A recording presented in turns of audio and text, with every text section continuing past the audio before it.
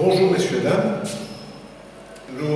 Pour la leçon d'aujourd'hui, qui est en réalité la suite et la fin du cours concernant les soins et la médecine générale, nous allons parler aujourd'hui de la médecine de famille, du médecin généraliste et de l'acte médical qu'il va faire en présence d'un patient plutôt, c'est-à-dire la consultation médicale. Comme je vous l'ai dit la dernière fois, la médecine générale est aussi communément et originellement appelée la médecine de famille. En fait, et en réalité, le médecin généraliste est affecté dans un hôpital, dans une polyclinique ou bien dans un cabinet médical privé pour qu'il exerce son métier de médecin et en réalité, dans la pratique, il sera le médecin de famille. C'est-à-dire qu'il prendra en charge tous les soins et tous les problèmes de santé des familles qui résident autour de son cabinet médical. Qu'il s'agisse d'un cabinet médical privé ou bien dans un secteur dit d'État ou public. Le médecin de famille, bien sûr, pourquoi on l'appelle médecin de famille? Son métier lui permettra de connaître d'abord toutes les composantes d'une famille. Il va connaître un petit peu l'historique de cette famille. En fait, l'historique, c'est plutôt l'historique de la santé de cette famille. Des causes, lorsqu'il s'agit de petits problèmes de soins à avoir, et de connaître l'évolution de la ou des maladies que connaît cette famille. Du fait que vous êtes en médecine, vous devez savoir qu'il y a des maladies qui sont de type congénital, c'est-à-dire qui sont liées aux gènes de la famille, c'est-à-dire aux éléments qui lient les enfants au père ou à la mère, ou aux deux en même temps. Donc, c'est une médecine de famille à travers laquelle le médecin connaîtra un petit peu, aura plutôt un petit peu une vue d'ensemble sur la situation sanitaire d'une famille donnée. Et à partir de cela, ce médecin généraliste sera médicalement appelé l'omnipraticien, parce que en obtenant son diplôme de médecin généraliste, au terme d'un nombre d'années de 7 ans de médecine, il obtient son diplôme de docteur en médecine. Il pourra, s'il le veut bien, exercer son métier, donc dans le secteur privé à titre personnel, ou bien dans le secteur public, au compte de l'État, où il pourra soigner des familles dans une zone géographique bien déterminée. Et il est omnipraticien, je vous l'ai dit la dernière fois, omni étant en réalité un adjectif, c'est un préfixe qui veut dire beaucoup, qui veut dire tout, qui veut dire l'ensemble. C'est-à-dire que c'est un médecin qui pratique sa médecine sur l'ensemble des organes du corps humain. L'ensemble des organes du corps humain. De la tête au tronc, jusqu'aux membres antérieurs ou postérieurs du corps humain, en passant par tous les organes du corps humain. Donc, c'est un praticien qui va connaître les altérations des différents organes du corps humain lorsque celui-ci est malade. Et alors, bien sûr, comment s'opère son travail? Son travail s'opère tout simplement par une consultation. En effet, lorsque une personne souffre dans sa famille, celle-ci se rend chez le médecin. Elle va faire ce que l'on appelle, dans la langue française, une visite médicale, ou bien elle va faire une consultation médicale. Une consultation, c'est-à-dire cette personne va être suivie, auscultée, contrôlée et ordonnancée par un médecin. Donc, dans cette consultation pour laquelle nous donnons le synonyme de visite médicale, faire une consultation médicale ou bien faire une visite médicale, c'est la même chose, ce sont des synonymes.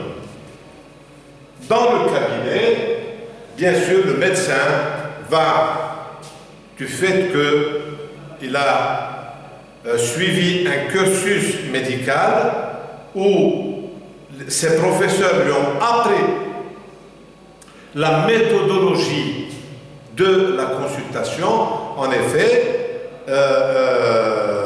durant le cours, le long de ses études, le jeune médecin aura appris à faire la pratique médicale selon une certaine méthode pour connaître plutôt toutes les étapes de la consultation médicale de son début jusqu'à sa fin.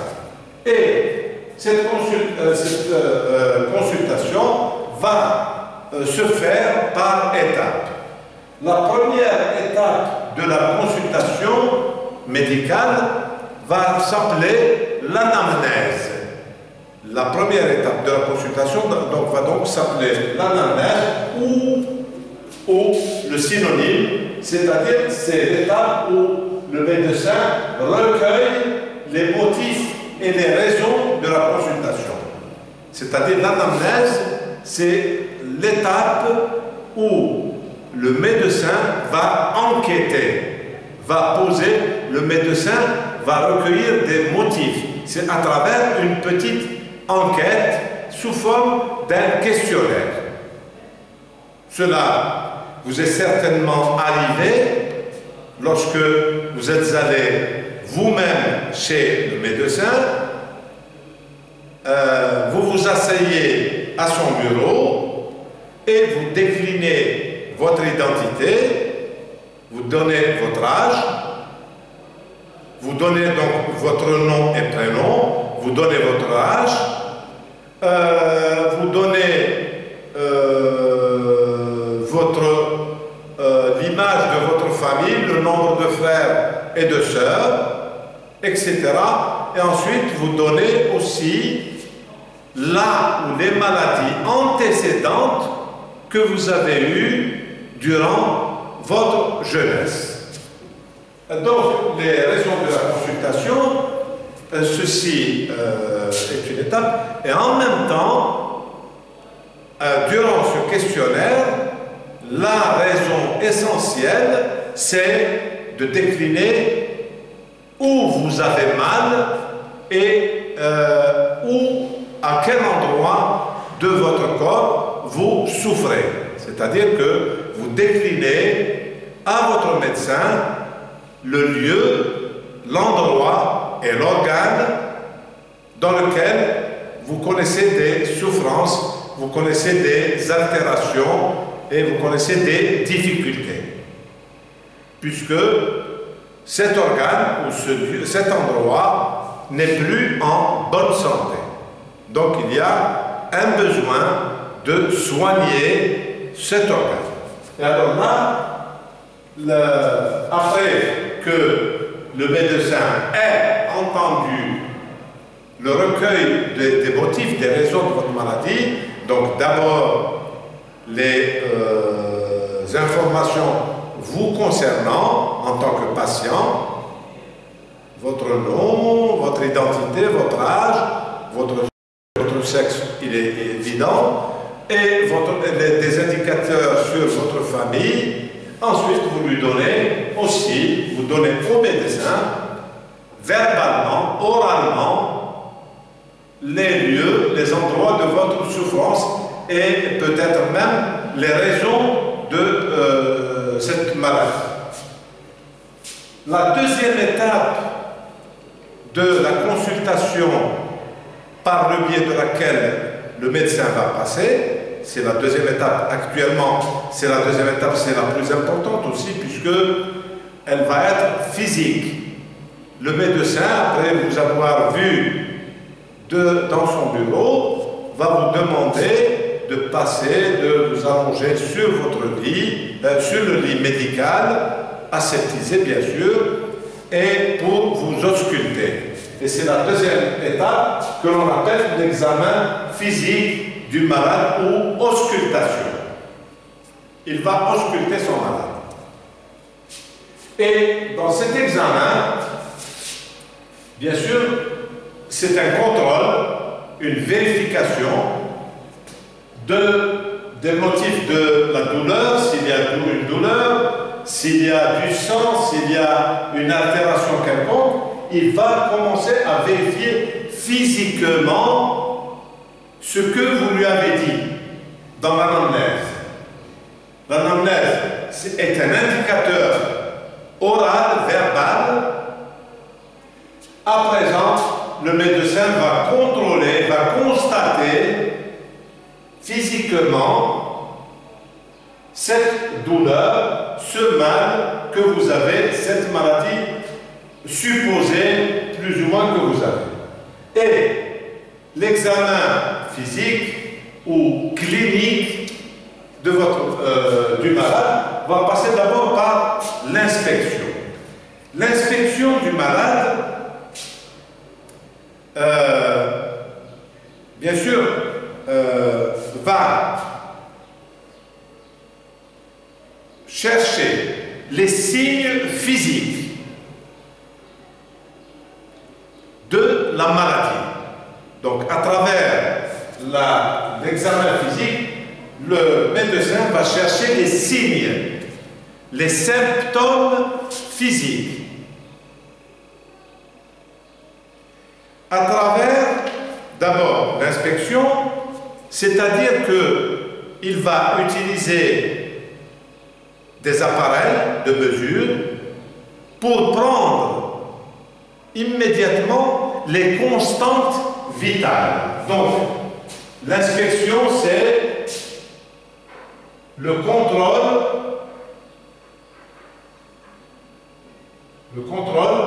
des constantes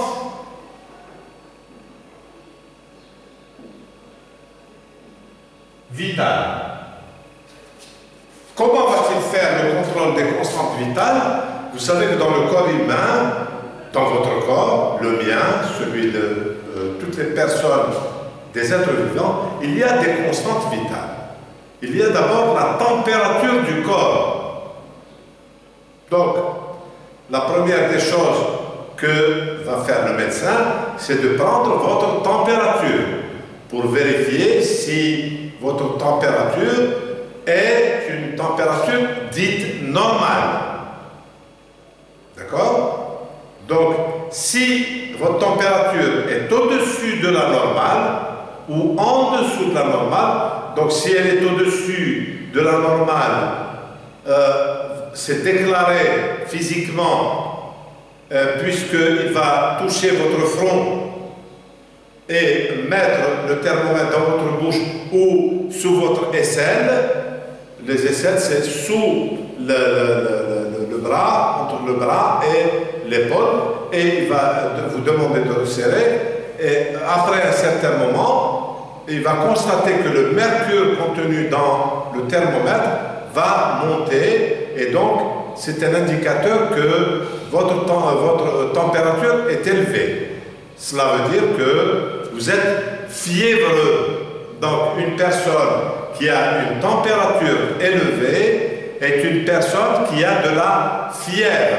Et la fièvre est une constante anormale, puisque normalement le corps humain fonctionne à une température de 37 degrés au bain-marie, et donc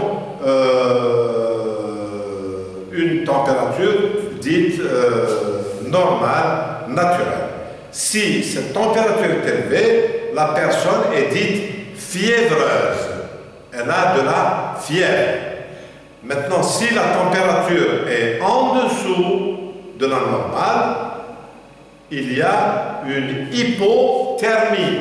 Une hypothermie, c'est-à-dire que la température du corps est plus basse que la normale. Et donc, le corps est en danger. Dans les deux cas, soit que la température est élevée, donc au moment où la personne a de la fièvre, ou bien lorsque la personne a une température plus basse que 37 degrés, donc elle est en hypothermie.